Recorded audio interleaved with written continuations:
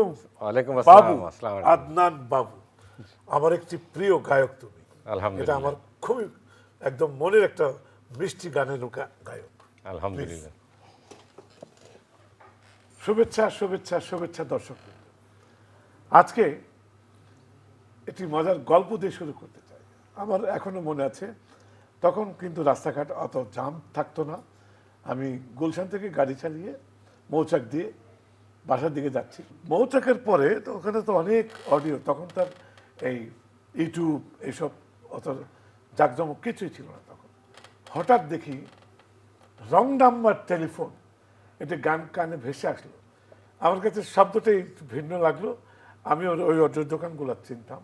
আমি নেমে দাঁড়ালাম, শুধু বললাম যে কবে আসলো, বলেই তো আসলো। তা আমি বললাম শুনি। তো ওরা বাজাচ্ছিল অটোমেটিক শব্দখানি।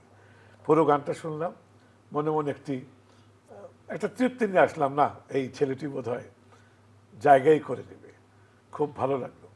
এই সেই মানুষটা আজকে আমাদের চ্যানেল আইতে অতিথি হয়ে এসছেন। অনেক অনেক ধন্যবাদ আদনান বাবু, আমরা খুব খুশি হয়েছি।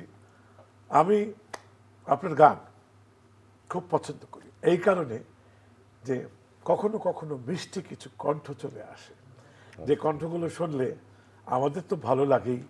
আর মেয়েরা তো অত্যন্ত গভীরভাবে অজানাতেই দূর থেকে ভালোবাসে, কেউ কাছে পেয়ে যায়। এই যে মানুষের যে ভালোবাসা একজন শিল্পীর জন্য, আমি এই প্রসঙ্গে তোমার নিজস্ব কিছু অনুভূতি জানতে চাই। বেসিক্যালি আমি মানে সঙ্গীত শিল্পী হিসাবে এখনও সেরকম নিজেকে কখনোই মনে করতাম না, কারণ আমি প্রফেশনাল শিল্পী না। আমি শখ করে একটি অ্যালবাম করেছিলাম ওই 90-91-এর দিকে। অ্যালবামটির রং নাম্বার ছিল, তো এটা আল্লাহর রহমত, কারণ আমার চেয়ে আরও অনেক ভালো শিল্পী এদেশে আছেন, কিন্তু হয়তো মানুষ পর্যন্ত তাদের গান পৌঁছেনি। তা সো এটা আমি কৃতজ্ঞতা জানাই সৃষ্টিকর্তার কাছে যে যা মানে আমার একটি গান দিয়ে এই মানে পপুলারিটি বা আমার মানুষ আমাকে চিনে। আর এই দর্শকদের ভালোবাসা এটি এমন একটা ব্যাপার যে এটি অন্য কোনোভাবে মানে আপনি অন্য কোনোভাবে এটি অর্জন করা যায় না। আপনার কয়েকশো কোটি টাকা আছে, কিন্তু দর্শক আপনাকে চিনে না বা ভালোবাসে না। তা এই গান দিয়ে মানুষের হৃদয়ে স্থান পাওয়া, এটিও আল্লাহর রহমত আমার মনে হয়। ছোট একটু রিপেয়ার করতে চাই কথাটা। জি। সেটা হলো, আমি প্রফেশনালি গান গাই না, আমার তো কি হবে না হবে এই যে বিশ্লেষণ, না এটা ঠিক না। প্রতি বছর কিন্তু আমের একটি মৌসুম আসে, আচ্ছা আচ্ছা। লিচুর মৌসুম আসে, ফলের মৌসুম আসে। তো শিল্পীদের বেলায় প্রফেশন নন প্রফেশন লাগে না, যার কণ্ঠ মানুষের হৃদয় ছুঁয়ে যায়। আমার সেদিন হৃদয় ছুঁয়েছিল বলেই কিন্তু আমি থেমেছিলাম। জি জি। আচ্ছা বাবু, আজকে এখান থেকে যে কোনো একটি খাম দিতে বলবো, ভেতরে কিছু নেই, উল্টালেই হবে। আচ্ছা আচ্ছা, রাই। আচ্ছা, এখানে দুঃখ কথাটা লেখা দুঃখ। আছে। গানের জীবনে আপনার এই যে স্মৃতিময় জীবনটা, এবং এটা লং ক্যারিয়ার, 35 ইয়ার্স হ্যাঁ, প্লাস। এই যে গানের জীবনের যদি দুঃখের কোনো স্মৃতি থাকে, আমরা চ্যানেলের দর্শকদের শোনাতে চাই। আসলে আমি ফেরদৌস ভাই মানে আমার থিঙ্কিংটা এরকম যে আমার মা বাবা ইন্তেকাল করেছেন বহু বছর আগে। আমার আম্মা মৃত্যুবরণ করেছেন 1981 সনে, বাবা মৃত্যুবরণ করেছেন 91 সনে। তা মা বাবা না থাকলে সাধারণত একটু দুঃখের ব্যাপার তো অবশ্যই আছে। আর আমি এই দুঃখ ব্যাপারগুলোকে আমি কখনো আমলে রাখতে চাই না। আপনি খেয়াল করে দেখবেন আমি যে গানগুলো মানে সুর করেছি, কথা লিখেছি বা গেয়েছি, আমি একটা জিনিস খেয়াল করেছি, মানুষের জীবনের জন্ম থেকে মৃত্যু পর্যন্ত অধিকাংশ সময় তাদের নানান দুঃখ কষ্টে কাটে। এই এই সমস্যা, অমুকের স্কুলের বেতন নাই, বাড়ি ভাড়া বাকি পড়ে গেছে, নানান দুঃখ। তা আমি চেষ্টা করেছি যে অন্তত 4 মিনিট যখন মানুষ একটি গান শুনবে, এই 4 মিনিট যেন সে আনন্দে থাকে। তা ওই পলিসির উপর কিন্তু আমি আমার এই গানগুলো এরকম রং নাম্বার টেলিফোন অথবা ঢাকা থেকে বহুদূর যাচ্ছি আমি সিঙ্গাপুর। আরেকটি ব্যাপার আছে, আমি যখন অনেক ছোট ছিলাম 6-7 এরকম পড়তাম, তখন কিন্তু আপনাদের গান ফেরদৌস ওয়াহিদ, তারপরে এন্ড্রোদা, কুমার বিশ্বজিৎ দা, শেখ ইশতিয়াক ভাই, তো এনাদের সঙ্গে আমার সামহাও ওই ছোটো বয়সেই পরিচয় হওয়ার সুযোগ হয়েছিল। আপনার সঙ্গে পরিচয় হয়েছিল আমার আপনার ধানমন্ডি 7 নম্বর বিএমডাই স্টুডিওতে, তখন পান্না আজম ছিলেন রেকর্ড। কিন্তু ওই ব্যাপারগুলো আমার খুব মানে ক্যাচ করতো যে এই লোকগুলা এত ফেমাস, এত মানুষকে চিনে, এরকম আনন্দ বিনোদনের গান করে, তো সো আমি দুঃখকে আমি আমি রাখতে চাই না, আমি আনন্দে থাকতে চাই। একজন শিল্পীর জি স্বীকৃতি একটি বড় জিনিস, কিন্তু জি জি ব্যক্তিগতভাবে হচ্ছে, সমষ্টিগতভাবে হচ্ছে, রাষ্ট্রীয়ভাবে হচ্ছে, সবাইকে কিন্তু সবসময় খুশি করা বা তুষ্ট করা যায় না। যায় না। জি আমি আদনান বাবুর, যেহেতু এই সঙ্গীত জগতে তার পদচারণা বহুদিনের, জি জি তার থেকে একটু শুনতে চাচ্ছিলাম শুধু তার মতামত। আমি আসলে যখন এই সঙ্গীত ভুবনে আমি মানে পদার্পণ করলাম, আমি টিল টুডে মানে কখনো প্রাপ্তির আশায় কখনো কিছু করিনি যে আমি এটা করলে এটা এটা হব বা এটা আমার হওয়ার সম্ভাবনা আছে বা এর জন্য করব, এরকম না। আমার ভালো লাগা থেকেই আমি মূলত কাজগুলো করার চেষ্টা করেছি। আর আপনি যে রাষ্ট্রীয়ভাবে প্রাপ্তির কথা বলছেন, বাংলাদেশের একটা জিনিস আমি খেয়াল করেছি, প্রথমত সঙ্গীতকে অবলম্বন করে এখানে জীবিকা নির্বাহ করার কোনো স্কোপ আমার দৃষ্টিতে অন্তত নাই, যে এটাকে ধারণ করে আপনি জীবন চালাতে পারবেন না। আর প্রাপ্তির বিষয়টা সরকারিভাবে প্রকৃত মূল্যায়ন এদেশে হয় না, এটা আমার থিঙ্কিং, কিন্তু এটা ওভারঅল না। আপনি যেভাবেই ভাবেন, আমার ব্যক্তিগত অভিমত যে যে কোনো সেক্টরেই হোক সঠিক মূল্যায়নটা হয় না। আর আমি দর্শকদের যে মানে ভালোবাসা, এর চেয়ে বড় প্রাপ্তি আমার কাছে আর কিছু আছে বলে আমার মনে হয় না। এটাই অনেক কিছু। এখানে আমি আদনান বাবুর সঙ্গে একটু ছোট্ট তাল মিলিয়ে বলতে চাই, বাবা মা যখন তার সদ্যজাত শিশু হাঁটি হাঁটি পাপা করে, যখন একটা ডাক দেয়, বাবা গো আয় রে, কোলে আয়, তখন শিশুর মনে কি হয় আমরা হয়তো জাগতিকভাবে বুঝি না, তবে নিশ্চয়ই ওই শিশুটি আনন্দে ভরে যায়, তখন তার বাড়তি গরম হয়। তো সরকার হলো আমাদের মাথার ছাদ, বাবা মার মতো। তাদের মিষ্টি ডাক শোনার জন্য প্রতিটা প্রতিভাবান মানুষই কিন্তু ব্যাকুল থাকে। তাই আমরা কামনা করব সবার ভাগ্যেই যেন ওই মিষ্টি ডাকটা আসে, অন্তত যারা সমাজে কিছু দিয়ে যায়। আলহামদুলিল্লাহ। দর্শকরা আপনাদের কাছ থেকে দোয়া চাই। আচ্ছা, এখানে আমি বলতাম না, ধরতাম না, কিন্তু ধরবো একটা কারণে, যে আপনি বলছিলেন আমি প্রফেশনালি গান করি না। ঠিক আছে, গান তো করবেন, জি জনপ্রিয় তো হলো, জি আদনান বাবু একজন পরিচিত মানুষ হয়ে গেল, মানুষ তাকে চেনে, জি ঠিক আছে, এটার জন্য কতটুকু এখন মনে হয় চর্চার প্রয়োজন অথবা সাধনার দরকার, সেটা আনতে হলে একটি শিল্পীর জন্য করণীয় কি কি, please on to the camera দর্শকদের বলুন। আচ্ছা আচ্ছা, প্রথম কথা হচ্ছে সঙ্গীত অবশ্যই সাধনার বিষয়। যেমন আপনি যদি ম্যাট্রিকে ভালো রেজাল্ট করতে চান, আপনাকে দিনরাত পড়াশোনা করা লাগবে। এবং আমি নিজে তার জ্বলন্ত সাক্ষী। আমি যখন ম্যাট্রিক পরীক্ষার রেজাল্ট হলো, আমি 3 মার্কের জন্য আমি স্ট্যান্ড করিনি ঢাকা বোর্ড থেকে। তা আমি পরিশ্রম করেছি এবং আমি যেহেতু স্ট্যান্ডের কাছাকাছি গিয়েছিলাম, আমি তখন খেয়াল করেছি যে পরিশ্রমের এটার মানে উন্নতি ঘটে। তা সঙ্গীতের ক্ষেত্রে আপনাকে চর্চা করতে হবে, আপনাকে ওস্তাদের কাছে যেতে হবে এবং প্রতিনিয়তই শিখতে হবে। আমি আসলে প্রফেশনালি সিঙ্গার না বলেছি এই কারণে, সেই চর্চাটা আমার করা হয় না, কারণ আমি সঙ্গীতকে কখনোই প্রফেশনালি নেওয়ার কথা ভাবিনি। আর চর্চার তো বিকল্প নেই অবশ্যই, তবে এখন ইদানিং আমি চেষ্টা করি যে অন্তত দিনে একবার হোক বা 2 দিনে একবার হোক, সামটাইমস অন্তত ফর 30 মিনিটস যে একটু গান নিয়ে বসি, একটু নতুন সুর করলাম বা গলায় একটু রেওয়াজ করলাম। এটা আসলে ছোটোবেলা থেকেই প্র্যাকটিসটা ছিল না, তবে ফেরদৌস ভাই আপনার কথায় আমার মনে হয় যে এটা মানে করা উচিত তো বটে, এবং আমি সামটাইমস ইদানিং করছি বিষয়টা। একদম সত্যি কথা। দর্শক দেখলেন তো যে সাধনার চর্চার কোনো বিকল্প নেই, এটা মানতেই হবে। যারা যারা টেলিভিশন সেটের সামনে বসে ফোনে দেখছেন, যদি কেউ এখান থেকে সঙ্গীতের প্রতি ঝুঁকে যেতে চান, অবশ্যই মনে রাখতে হবে চর্চার কোনো বিকল্প নেই। হয়তোবা হঠাৎ করে মানুষের মনে গেঁথে যাওয়া যায়, কিন্তু ওই গেঁথে যাওয়াটা ধরে রাখতে হলে অনেক কিছু দরকার। এখানে শালীনতা, সুস্থতা এবং চর্চা তিনটি দরকার। আশা করি যারা আগামীতে এই আদনান বাবুর মতো হতে চান, এই চর্চার মধ্যে চলে আসবেন।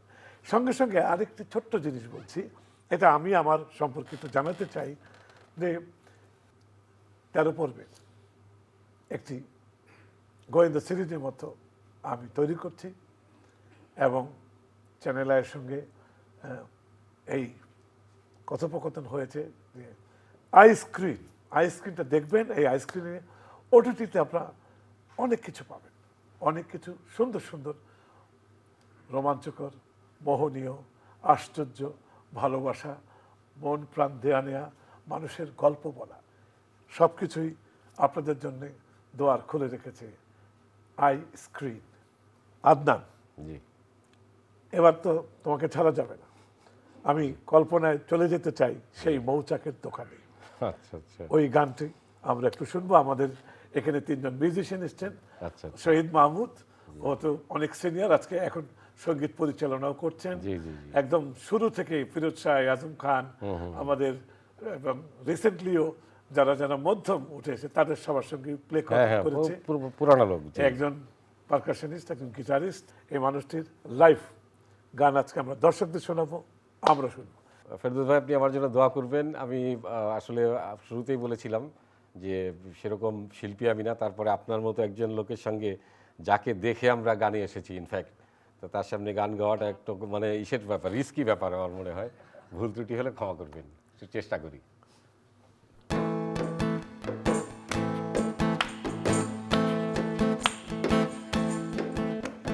রং নাম্বার টেলিফোনে নাম না জানা কে বললো হ্যালো, রং নাম্বার টেলিফোনে নাম না জানা কে বললো হ্যালো।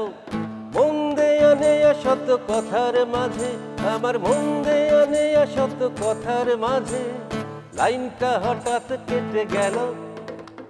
হ্যালো হ্যালো হ্যালো, লাইনটা কেটে গেল।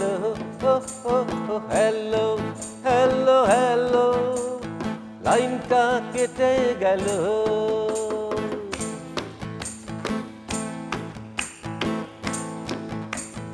1 2 3 4।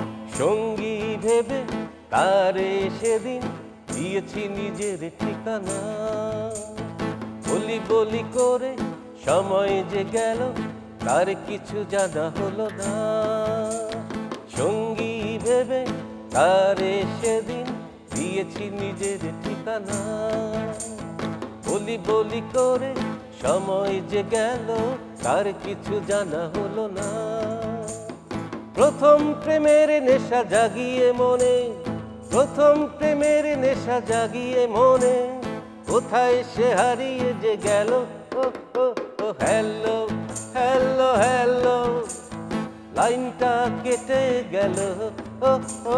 হ্যালো হ্যালো হ্যালো, লাইনটা কেটে গেল।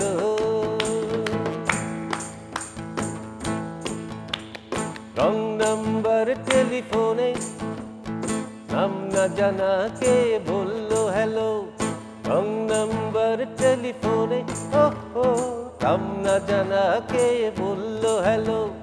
মন দেয়া নেয়া শত কথার মাঝে লাইনটা হঠাৎ কেটে গেল। হ্যালো হ্যালো হ্যালো, লাইনটা কেটে গেল। হ্যালো হ্যালো হ্যালো, যাওয়ার সময় হলো। হ্যালো হ্যালো হ্যালো, লাইনটা কেটে গেল। চমৎকার চমৎকার, খুব ভালো লাগলো, স্মৃতি অনেক মনে পড়ে গেল। আচ্ছা, বিশ্বায়ন, জি বিশ্বের সঙ্গীতের সাথে জি আজকে যদি কোয়ালিটির দিক দিয়ে আমরা চিন্তা করি, জি আমি বলবো সব দেশের কোয়ালিটি তার মাটির সাথে, তার ভাষার সাথে, তার অনুভূতির সাথে হয়। তবু কিছু প্যারামিটার থাকে জি যেটাকে আমরা, যেমন তাল, লয়, সুর। রবীন্দ্রনাথ ঠাকুর একটা কথা বলেছিলেন জি যে বাংলাদেশের মানুষ গান শুনেই প্রশংসায় চলে যায়, কিন্তু ইউরোপে যখন একটা গান হয় সেই দর্শকরা কিন্তু দেখে শিল্পী কেমন গাইলো, গানের কথা কেমন, রাইট, ওভারঅল সুর ব্যাপারটা কেমন, জি তাল লয়ে ছন্দ গান কেমন। এ বিষয়ে আমি সরাসরি তোমাকে প্রশ্ন করতে চাই, বিশ্বের মানদণ্ডে এই বিষয়গুলোতে আমরা কতটুকু, কোন পর্যায়ে আছি, কি করণীয়? বেসিক ব্যাপারটা হচ্ছে কি, এ দেশের শিল্পীদের একটা ট্রেন্ড বহুদিন যাবৎ মানে চলমান রয়েছে। সেটা হচ্ছে যে মানে হঠাৎ করে খুব কুইক কিছু হয়ে হয়ে যাওয়ার চেষ্টা। যে এই যে বেশ কিছু রিয়েলিটি শো থেকে আর্টিস্ট যারা আসছিলেন, তা এদের মধ্যে এদের গায়কী এবং প্রেজেন্টেশন কিন্তু ভালো ছিল, কিন্তু এই যে হঠাৎ একটু নাম হয়ে যাওয়ার পরে ওরা সেই ট্রেনটা ধরে রাখতে পারেনি। তো সো ওই জিনিসটা ধরে রাখা তো অবশ্যই কর্তব্য। আর মিউজিক ট্রেন্ডের যে কথা বলছেন, মানে বাংলাদেশে যে সমস্ত ক্রিয়েশন হচ্ছে, যেমন জেমসের একটি গান, জেমসের গান কিন্তু ওয়ার্ল্ড ওয়াইড ফেমাস হয়, কারণ ওর যে থিঙ্কিং, প্রেজেন্টেশন, ডেলিভারি, মেকিং, এগুলোর একটা গ্রহণযোগ্যতা সব ক্ষেত্রেই তৈরি হয়। যে আপনার একটি জিনিস যখন আপনি তৈরি করলেন, আপনি আত্মার থেকে জিনিসটা করার চেষ্টা করলেন। আর যদি এরকম রানিং ট্রেনে বসে যাচ্ছি, আচ্ছা জানলার পাশে একটি গান গিয়ে দিলাম, ওটা হঠাৎ বৃষ্টি, এরকম হলে তো স্টেবল হয় না জিনিসটা। আমি একটা তথ্য শেয়ার করতে চাই। জি বেশ আগে 2000-এর কাছাকাছি হবে, তখন আমি লস অ্যাঞ্জেলেসে একটা শো দেখতে গেলাম, ওদের এন্টারটেইনিং শো, জি এবং নাম করা থাকে, নতুনও থাকে। তো যখন টিকিটটা কাটলাম, উল্টো দিকে দেখি লেখা এন্টারটেইনমেন্ট গ্যারান্টেড অথবা গ্যারান্টেড এন্টারটেইনমেন্ট। এই যে লেখাটা থাকতো শো পরে, ঠিকই আমি বুঝলাম লেখাটা কেন। ইভেন তার যে শব্দচয়ন, তার যে সাউন্ড সিস্টেম, তার যে ব্যালেন্স, সবকিছু মিলিয়ে মানে ওরা আগে থেকে জেনে কনফার্ম হয়েছে যে public must should be entertained. Entertainment guaranteed কথাটা তো লেখাটা এত সোজা। এক্স্যাক্টলি, বিশাল টিকিট, কনফিডেন্স। তখনকার টিকিট আমারও ছিল $20 মাত্র, কিন্তু যেটা এখন প্রায় $100 মতো যেটা হবে। আমরাও আশা করছি কোনোদিন আমাদের দেশেও যেন এমন হয় যে টিকিটের উল্টো দিকে লেখা থাকবে এন্টারটেইন গ্যারান্টি। এনিওয়ে বাবু, অনেক অনেক ধন্যবাদ and thank you very much. জি জি জি, খুব ভালো লাগলো, অনেক তথ্য আমরা জানলাম, দর্শকরা জানলো। এবং বাবু, আমি জানি ইদানিং অনেক কিছু চিন্তা ভাবনা করে সঙ্গীত বিষয়ক কিছু কিছু অনুষ্ঠান আপনি তৈরি করছেন, এটি খুব ভালো লক্ষণ। সবাই তো সব কিছু করে না, অন্তত যে যা করুক পারফেক্ট করুক, সুন্দর করুক, এই কামনা করে আপনাকে অনেক অনেক ধন্যবাদ। চ্যানেলের পক্ষ থেকে শুভেচ্ছা। দর্শক, শিল্পীদের থেকে যখন কিছু আশার বাণী শোনা যায়, তাদের কথা শোনা যায়, ভালো মন্দ বোঝা যায়, চর্চার কথা শোনা যায়, এ যেন আরেকটি বাড়তি পাওনা। আদনান বাবুকে অনেক ধন্যবাদ, এবং আপনারা যারা দেখলেন তাদেরকে অনেক অনেক অনেক ধন্যবাদ, অভিনন্দন, শুভেচ্ছা শুভেচ্ছা।